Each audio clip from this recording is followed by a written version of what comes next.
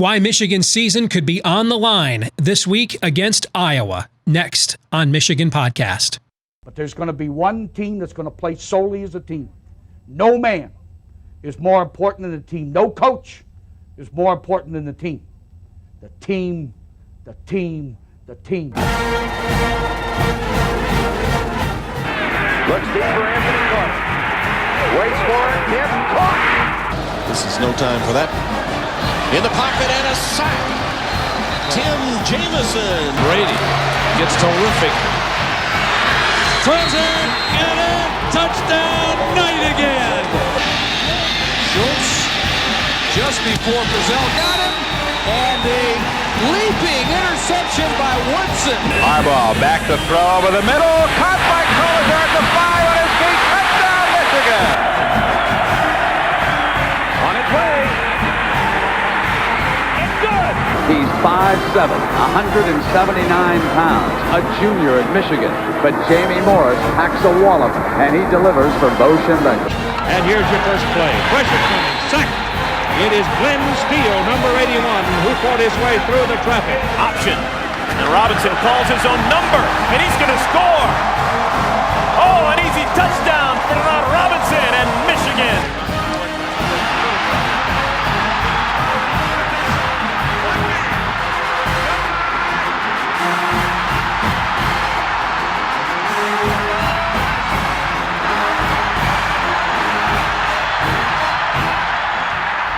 Win it.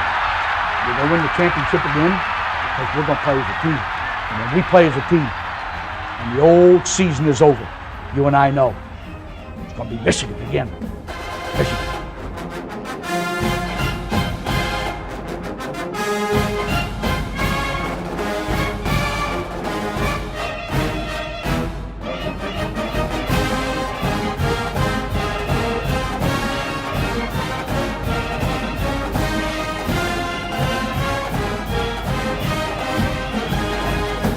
Go Blue, and welcome to this week's episode of Michigan Podcast. I'm Steve Deace. My partners over at Wolverine Digest, Brandon Brown and Michael Spath, will be joining me here a little bit later on. But we begin with Michigan winning its first Big Ten game of the year, 52-0 over Rutgers. So a couple of things here, and I know this won't stop the Russian bots, trolls, pretending to be commenters in my comment section here on our YouTube channel.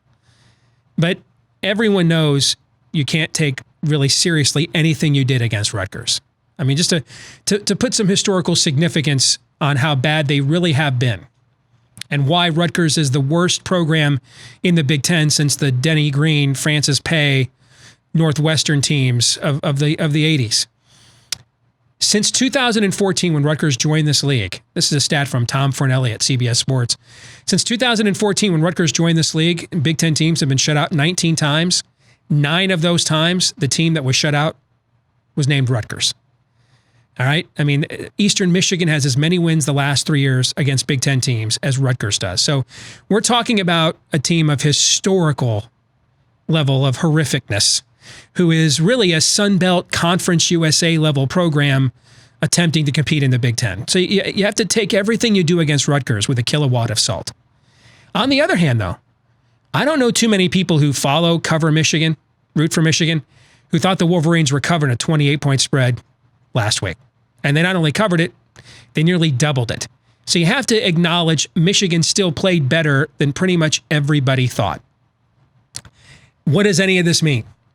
Well, Saturday, we're going to find out, because the University of Michigan is going to play a team that's pretty much the carbon copy of Wisconsin, a team that knows its identity, that thrives on rugged physical football, that isn't changing for you, that just dares you to beat them with better athletes. And if you do, God bless you. Good luck the rest of the way. But you're not going to get them to panic. You're not going to get them off schedule.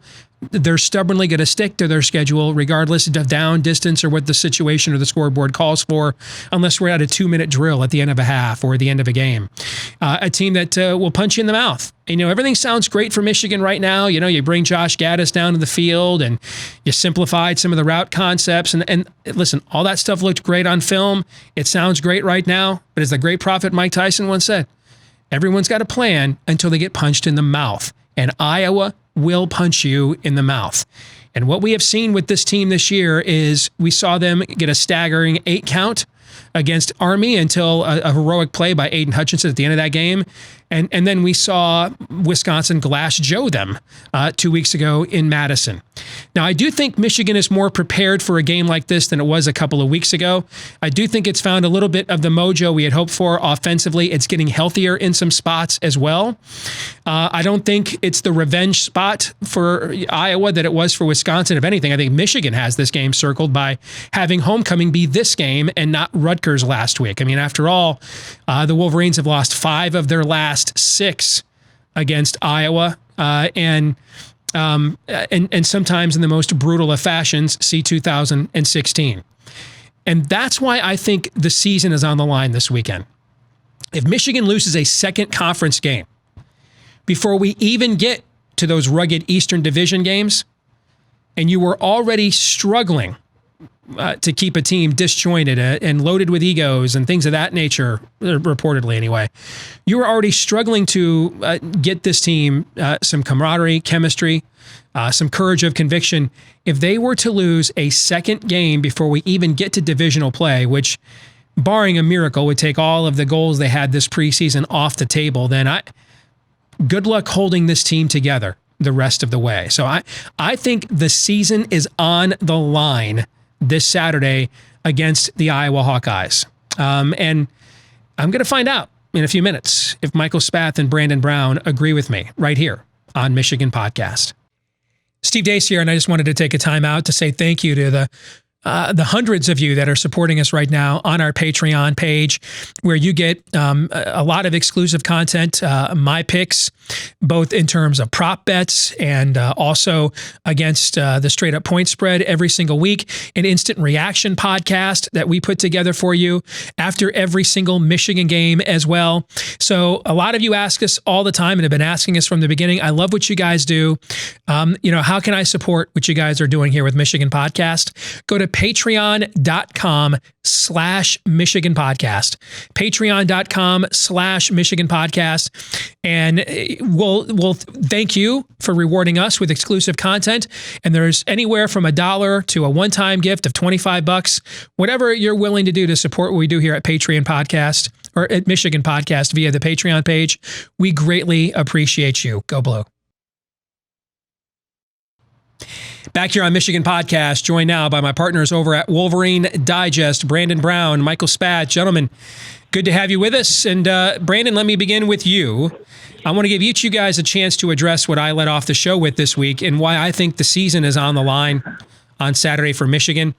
I think if you look at some of the stuff that you guys and others in Michigan media have reported after what happened against Wisconsin about some of the egos and some of the looking ahead with some of the players on this team, you already had some chemistry issues, trying to make this thing fit, work, some frustration implementing a new offense. If you suffer a second conference loss before you even begin that divisional gauntlet with Michigan State, Penn State, and Ohio State, not to mention a non-conference game with Notre Dame in there, I can't figure out how you would possibly stop this thing from fracturing at this point, especially when it looked like you had a bit of a confidence boost against Rutgers, and then you come out the next week if you face plant again. So I think the season is on the line here Saturday for the Wolverines. But am I being hyperbolic? What do you think, Brandon? I don't think so. I think it is. I think it is on the line. I mean, once if you drop that second game to a good Iowa team, I mean, they're not great by any stretch.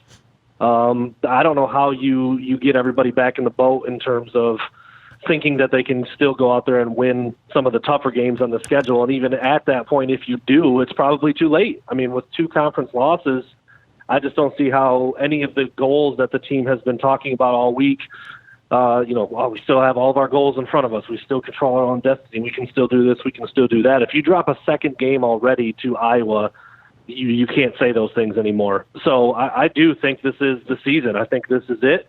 Can't go back and fix the Wisconsin game at this point. That was bad, and it looked bad, and it was bad. But you can't go back and fix that now, so you got to focus on what's in front of you. And right now it's Iowa, and they're a good team. They're going to come into Michigan ready to try to get a win, and they're not going to be they're not going to be scared. They're not going to be worried about, what Michigan brings to the table. They've got the Wisconsin film, as does everybody. So it's going to be a really tough matchup for the Wolverines. And yeah, I do think that this is kind of the biggest game of the young season. I know we kind of said that. We said that about Wisconsin as well, and we saw how that went. But I think it's even up another notch now with one loss already in the books. Michael, what are your thoughts on that? And, you and I are a little bit older than Brandon, and we've got people that watch us that are much older than even us. We can remember eras where Michigan didn't win a Big Ten title, but still had a 10-game season, maybe won a major bowl game like 1999, Tom Brady's senior year. But we're in an era now where, we've got guys sitting out major bowl games. Michigan had team captains sitting out a major bowl game this past season. So I don't know that rallying the guys to, hey, we can go play in the Cotton Bowl, and, I don't know that plays for a lot of today's players like maybe it did in past eras. That's another reason why I think there's a lot at stake Saturday. But what do you think? I'm happy to be talked off the ledge. Well, I don't know that anybody needs to be on the ledge going into this game right now, because certainly Michigan has a great opportunity in front of themselves to take advantage of and to kind of right the ship a little bit. But yeah, I don't think you're not gonna sell this fan base, and you're not gonna sell this team on a New Year's Six bowl this year, unless it's the Rose Bowl, unless it's Michigan winning the Big Ten title and just being left out of the college football playoff, which could certainly happen after a bad loss to Wisconsin. But yeah, if that were to happen, if they were to get to New Year's Six, but it's like a 10-2 or 9-3 type season, I think you'd see 2 or 3 or 4 players sit out the game, and that can be a whole nother story. I was kind of curious when you guys were talking about the 2 losses. So the Big Ten has been divisional since 2011, is when the start of the Big Ten championship game took place. In that time, which I mean, someone can do math better than me. I think we're talking either 8 or 9 years. I think it's 8 years that it's been played, and this would be the 9th year. There has been just two teams that have dropped 2 conference games and still played in the Big Ten championship, and that was Wisconsin both times in 2011, and then Wisconsin again in 2016. Every other year, there has been the team that has gone to the Big Ten championship game out of the East and West has either had 1 loss or fewer. The Big Ten East, which has been around since 2014, has never had a 2-loss team qualify for the Big Ten championship in Indianapolis. So if you're asking me how important this game is on Saturday, well, I would say this. If Michigan drops a second game, then the chances of them going to Indianapolis and playing for the Big Ten championship are nil. And if that's the case, I mean, motivation for the players, sure, but just this season is a failure if they don't play in Indianapolis. And I say that knowing that what we've already seen of Ohio State and how good they look and how impossible that game might be. But that's something to cross off when you get down the road. At the very moment, you want to have an opportunity. You don't want to be out of the Big Ten race the first weekend of October. And that's essentially what history tells you would happen if you were to lose to Iowa on Saturday. So, Michael, let me go back to you then with the inverse of this. I think we all agree, and I mentioned this at the top of the show as well. I pointed out some of the points of data that indicate how historically horrific Rutgers is, but I think none of us thought Michigan was going to cover that spread, let alone nearly double it. So we have to acknowledge, even in that isolated event, Michigan played better than many of us thought they were going to. But is it fool's gold or not? Well, I think the inverse of this might be true too. If you follow up a performance like that by beating a solid, traditional top 5 team, top 6 team in your conference that, Michigan has 1 win over Iowa since 2006.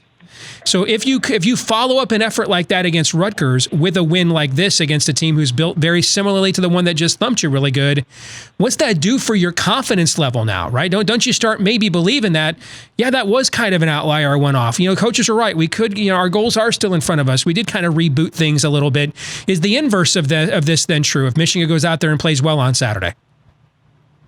Absolutely, I think it's true. I mean, the game against Rutgers was much needed for just plain old confidence, just to get these guys feeling a little bit better about themselves.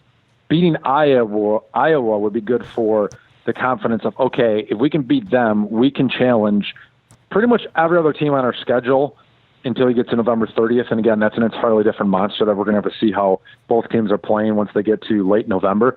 But suddenly going on the road, still something that Michigan has to prove they can do. But playing Penn State becomes a winnable game. Playing Notre Dame at home becomes a winnable game. Playing Michigan State at home becomes a winnable game. The rest of the season, again, until we get to Ohio State, every single one becomes a winnable game for Michigan because they've shown that they can beat a team that is fundamentally sound. Hopefully what they show is that they've got the offense clicking a little bit more. And once this offense, I mean, coming into the year, let's revisit what the preseason expectations were. Coming into the year, we thought this was going to be the best offense of the Jim Harbaugh era by far. And we thought it was going to be one of the top 20 offenses in college football.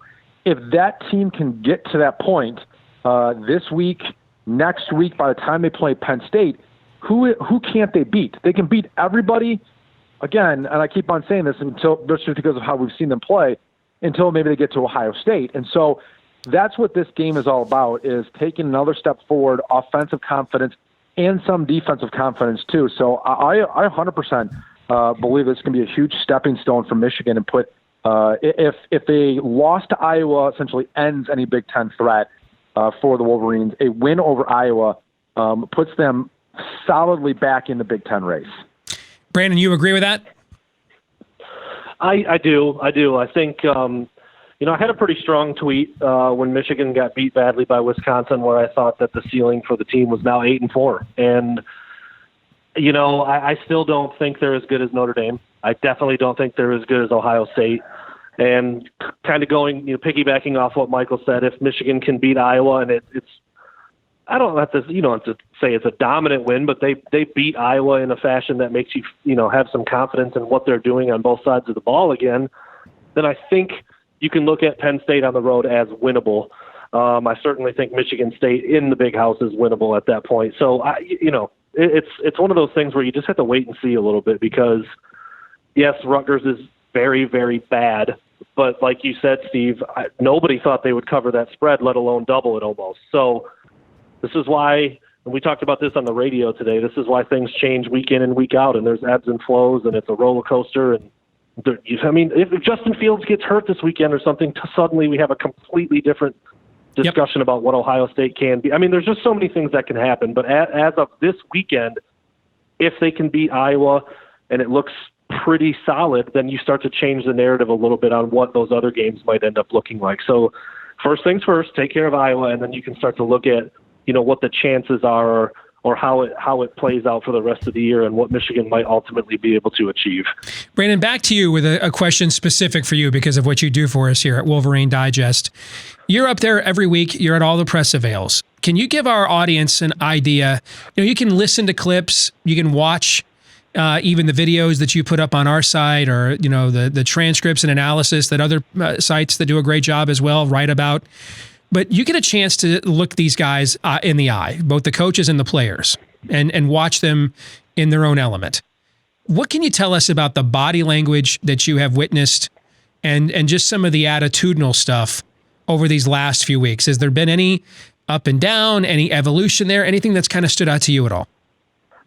It was bad after Wisconsin, I can tell you that. I mean, it was guys kind of looked defeated. There was some shame. I mean, I don't think that's too strong of a word at all. We heard, Michigan legend Charles Woodson use the word embarrassed, and I think the current players felt that way too. They got absolutely manhandled in that game, and it was never close, and everybody was talking about it, and everybody felt it, including the players and coaches. So I think it was pretty bad after that game. I will say this, Josh Uche, on the other hand, was fired up. I mean, he was angry. He was upset with how they looked. He was upset with what the defense allowed Jonathan Taylor and the rest of the running backs to do in that game. And, you can go two directions after a game like that. And for the most part, it looked like Michigan went the right way. They came out against a bad Rutgers team and pounded them, did what they were supposed to do, and won by 52 points. So you do see a little bit of it. And I always say this about press conferences. I mean, people want us to go in there and ask the hard-hitting questions and really put guys on the spot and hold their feet to the fire. But I mean, they're not going to throw their own teammates under the bus. Jim Harbaugh is not going to say, yeah, if we lose this one, that's pretty much it for me. I mean, that's not what they do. So it's hard to really gauge, and I actually asked Devin Gardner this yesterday at the studio with Michael after he got done with his Monday morning quarterback. I said, what is the true feel? Because we can go in there and ask, what's your confidence level like? How do you feel after the Wisconsin game and now after the Rutgers game? And I asked Devin, how do they truly, truly feel right now? And he said, they're confident. They're built to be confident. They're not being taught things to do that are going to fail on the field. They go in thinking that what they're going to do is going to work. But he said the first couple of drives against Iowa are going to be paramount for how this team responds and what they feel like they're capable of. If things go well, they put some points on the board, they get a stop, it's going to set the tone for the rest of the game. And conversely, if they fumble on the first possession again, or they're struggling to move the ball, or Iowa moves it right down the field, it could be hard to rally and get them back in a positive mindset for the rest of the game. Michael, specific question for you now. And, Brandon joins you daily on the show, but you've been anchoring a show there in Ann Arbor for several years now. And, you speak to clubs and fans and fan groups all around that community there. For Michigan fans watching and listening to us around the country, what's the mood of the former player network, the fan base now compared to where it was a week ago when we were probably at DEF CON 2? The former players, after the Wisconsin game, it was discussed. I talked to James Whitley on the show every week. He didn't mince words. This is a former captain. This is a guy who played. He was a true freshman, but he played significant minutes for the national championship team in 1997. He said Charles Woodson was being too kind for the way that the Wolverines played and that everybody was embarrassed. I would say this. I've seen a lot of vitriol from the fans after certain losses, Notre Dame a year ago, Ohio State a year ago. But that was the first time I saw openly former players and some really big-name former players, Jake Long, obviously Charles Woodson, Steve Hutchinson is a big-name guy who just came out and said, this is enough is enough. This is not what we signed up for. Get the job done. This is embarrassing. And so there was a lot of anger that was bubbling to the surface, more so than I had ever seen in my career covering Michigan football. After this past week, generally the sentiment seems to be, okay, all these guys know what a game like Rutgers is about, whether it was Illinois in the past or Minnesota in the past or Indiana. Sometimes you need those games in the middle of the season to get back on the right track and to clear your mind. One of the things that the guys have told me is that players are far better than fans and far better than the media at brushing things off and moving on to the next play, or in this case, the next game. And if they believe, guys will start to believe again that, hey, we can win this, we can win this. It's really not until that second loss of the season in conference play where things start to derail a little bit and the season can get away from you, like 2005 when they went 7-5, or 2013 where they went 7-6. Or just a couple of years ago when the Wolverines went 8-5 under Harbaugh. So, the guys are kind of like, okay, this is a big moment for them because they've gotten some confidence back. They've been able to hit the reset button, but the reset button only lasts as long as you keep on winning, and that's what they're looking for. This game is let's put the Wisconsin game behind us. Let's still go out there and win a title. Let's face it. Other than the '97 team, how many Michigan teams in the last How many Michigan Big Ten championship teams, I should say, and I know it's been a really long time since Michigan won a Big Ten championship, but looking at 2003, they lost a game. 2004, they lost a game. 19, let's see here. What's the one before that? Those seasons you just mentioned, they lost a couple of games. In 2003, they lost a Big Ten game and an Oregon game. And then 2004, they lost to Notre Dame in a Big Ten game. Yeah. 1992, they had 2 losses.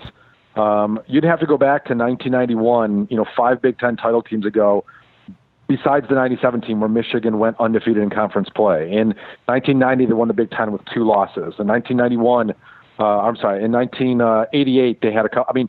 So Michigan's had a loss and won a Big Ten title numerous times before. And so that's still on the line, and that's what the former players talk about. But very rarely have they lost 2 games and still won a Big Ten title.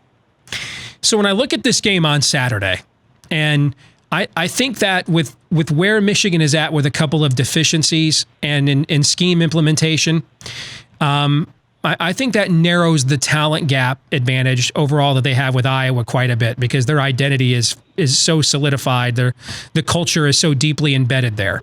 I think there's one matchup in this game. In fact, I think it's the biggest overall mismatch. Iowa's offensive line is good, but it's actually the tackles that are the strength of that line. And one of them is coming back. He's been hurt this season in Alaric Jackson. And we saw with John Runyon, it's tough to just immediately plug a guy in there no matter how good he is. I think they're the biggest matchup advantage either team has.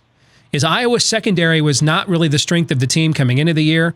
They had some losses there already, and then they've had several injuries there, a lot of shuffling in and out of lineup there, up against the receiver group that Michigan can put together. My question there, though, is how confident are you two guys that Michigan can execute sufficiently to exploit that advantage? Brandon, I'll start with you. That's a loaded question because I agree with you. And in fact, I pointed to that exact mismatch on the show today on the radio about Michigan's talent level at wide receiver versus Iowa's, just kind of okay group in the secondary and even maybe taken down a notch because of those injuries they've been dealing with. So I'm very confident in the potential. Now that's a completely different discussion. My confidence level for being able to exploit that. Even against Rutgers, it just seems like Michigan had some schematic and some talent advantages that weren't completely utilized. I mean, you saw a quick out throw to Nico Collins that turns into a 48-yard touchdown, but there weren't a lot of big splash plays for the rest of the game, and I just don't really understand why that is. So when you start to talk about an Iowa team that has much more talent than Rutgers and is coached better and has some NFL-type guys on it, especially along the D-line, with A.J. Epinesa going to be bringing some pressure off the edge. I still find myself being a little bit apprehensive on what Michigan's going to be able to do on offense. I just don't know if we're going to see that. I mean, sure, they scored 52 against Rutgers, and there was 4 or 5 or 4 rushing touchdowns from the quarterbacks alone and 5 total. But I just haven't seen the throw it around the yard thing that I thought we were going to be seeing from day one. And I know part of that is a new system and trying to get everything integrated, but until I see it, I don't know how anybody can be overly confident that it's just going to manifest itself against a good team. Michael, do you think that Michigan is now capable of exploiting what I think is the biggest positional mismatch or matchup mismatch in the game? Your thoughts? This is kind of a cop-out, but I'm really in wait-and-see mode. I don't know how anybody could say yes, but I don't know how anybody could say definitively no. I mean, we saw them do it against Rutgers. So 1 out of 4 games, they found the passing attack. They figured out that they had mismatches downfield. They figured out that they had mismatches in space, and they got those wide receivers the ball, and they used Shea Patterson in a way that fit his skill set perfectly. But that's 1 out of 4 games, and why did it take you 4 games to figure it out? What everybody else that follows this team, that is a fan of this team, knew coming into the season, and what they talked about coming into the season, speed and space and all that baloney, and yet they didn't utilize it. They didn't really cash in on it for until the 4th game of the season. So how much confidence do I have that Michigan will go out there and do just that? Not a lot, because that's just been their history, is them wasting talent across the board. Now, the one hope is that Josh Gattis, new offensive coordinator, he looks at it, and for whatever reason, it took him a little while to get into a comfort spot. It took the players to get comfortable with him, but he says, like, okay, I figured this out, guys. Like, I've got it. I know how we want to call a game. I know how I want to use Shea Patterson. I know how I want to use these wide receivers, and he just does it from here on out. And so that gives you kind of a little bit of a blank slate with a guy like that. So I guess I'm cautiously optimistic, but I really need to see them do it before I'm going to make any predictions in future weeks about that Michigan's got this offense figured out and they know how to attack a weakened defensive secondary. Michael, are you surprised they didn't have Gattis down on the field all along? I mean, I kind of thought after the game Saturday, it was kind of a eureka moment for me. On one hand, this is a program that's used to its OC being on the field because that's where Harbaugh has been for the last several years. But secondly, Gattis was brought here to implement an offense that none of these other coaches had been a part of. He didn't bring a staff with him. It's just like the NFL. You bring a new OC in and he picks his quarterback's coach or offensive line coach. So he's the outlier. A lot of those guys know how to read a defense if you put them in the press box and tell them you're the eye in the sky. What they don't know are the substitution patterns, the position groupings, things of that nature, and you're trying to get that all organized with a Chinese fire drill and a 40-second clock on the sidelines in real time. Now that we look back on it, and forget the fact of how they executed against Rutgers, but the detail and organizational difference was night and day from what we have seen the first 3 games, right? Is this maybe something they just should have done all along? Well, it's easy for all of us to say that looking back, right? I think sometimes we can be overly critical and not recognize all the X factors and the variables that are going on. And so, looking back and then you go, okay, why wasn't he on the sideline against Middle Tennessee or against Army? But a lot of coordinators up in the box because they can see the full 22. They can see how things are unfolding. They have a better feel for where the open pockets are in a defense, and they can take advantage of it. And when you're on the field and you have a player's view, a lot of the things that are going on in defense you can't see because you can't see besides beyond their defensive linemen, or you can only see one half of the field because the other half is being blocked. And so, what good does that do if you're an offensive coordinator and you don't know that the cornerback on the far side of the field is cheating, or that he's falling down a lot, or that your wide receiver is taking advantage of him?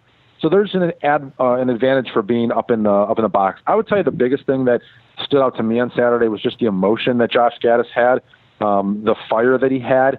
The Wolverines have talked for years about how they respond to Don Brown's intensity on the sideline and how that often fires them up in key moments in a game. Looking over and seeing their coach, salivating at the mouth, foaming at the mouth like a rabid dog. And it's especially with Jim Harbaugh no longer doing that. And we've had many theories of why the Harbaugh rule that came into effect after the 2016 season, whether there's, health problems, whether there's just, I don't know, why ever he's mellowed out. But Michigan's been lacking that fire and intensity from an offensive coach for the last couple of seasons. And Josh Gattis was able to bring that, and it made a demonstrative difference in the way that this team competed on Saturday. And I would look for that to really help them out and continue to be very beneficial for them going forward. All right, final question for both of you. Brandon, I'll start with you. What is it you're the most worried about for Saturday, and what is it you're the most confident about on the other hand? Oh, man. I think I'm just going to go back to what we just talked about. I'm still just worried about what this offense is really going to be about against a good team. We saw how hapless it looked at times against an Army team that I don't care what anybody says. I don't care how good people think Army is. I don't care how well they're coached or the weird scheme and all that. That has nothing to do with Michigan being able, or should have been able, to just run all over the field against them on offense. I'm glad you brought them up. I'm glad you brought that up, Brandon. Pardon me, because Army brought 10 of 11 starters back on offense, but their defense, they lost quite a bit in graduation. They lost their celebrated defensive coordinator who went to North Carolina. That's a total new rebuild on that side of the ball. You're right. We should have done much more, just pure athleticism against them on that side of the ball. 100%. I'll bow down all day to how difficult it is to stop that option attack on defense. I understand that, but when you've got guys like we talked about, Donovan Peoples-Jones, he didn't play. Nico Collins, Tariq Black, Ronnie Bell, even some of the young freshmen that are as quick as they can get and fast, long speed. All we heard about Giles Jackson and Mike Sainristil still all off season.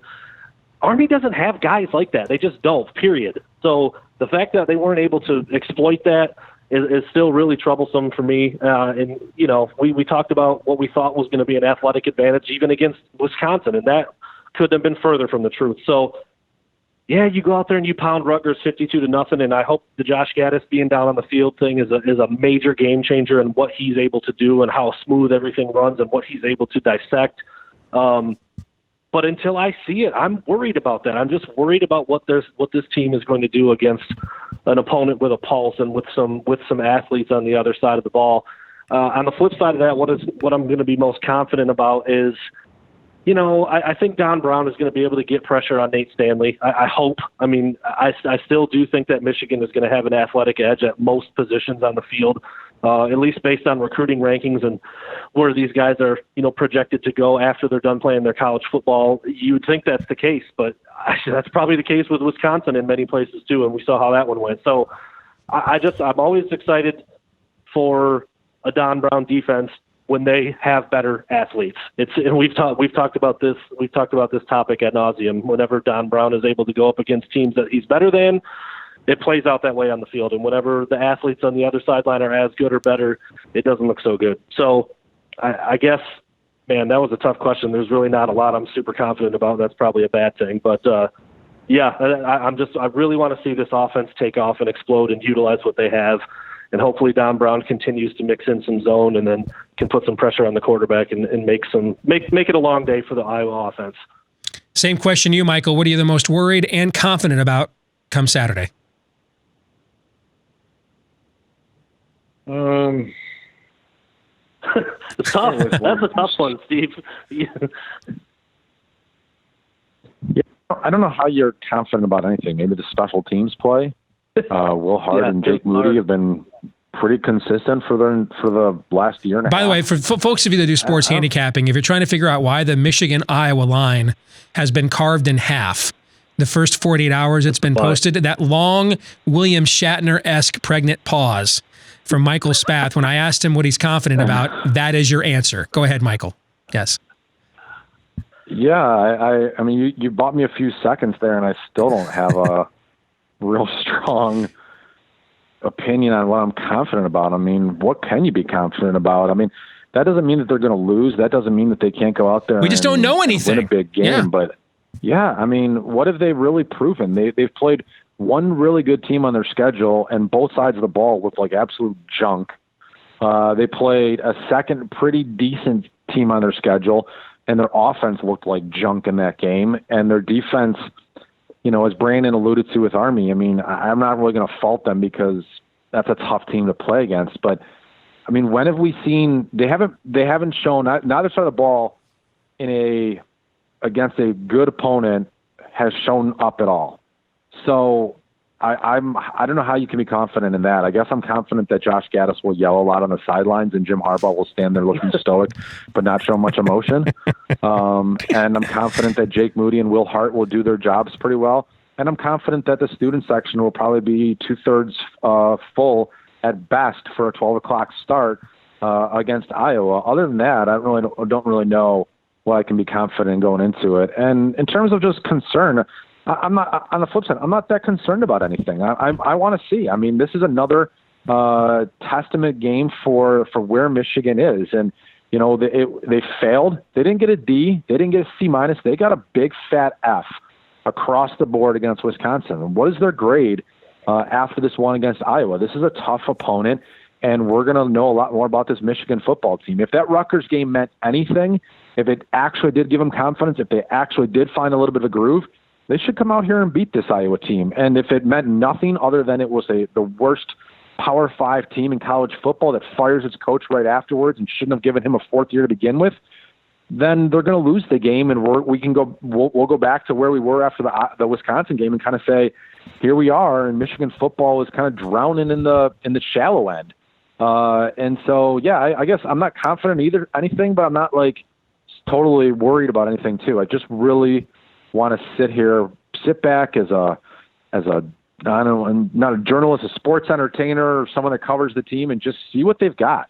This is a big moment for Michigan, and I'm really curious to see if they're made of something or not.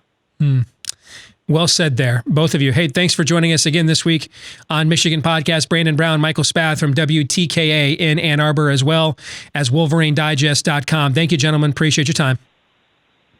Thank you. Absolutely, anytime.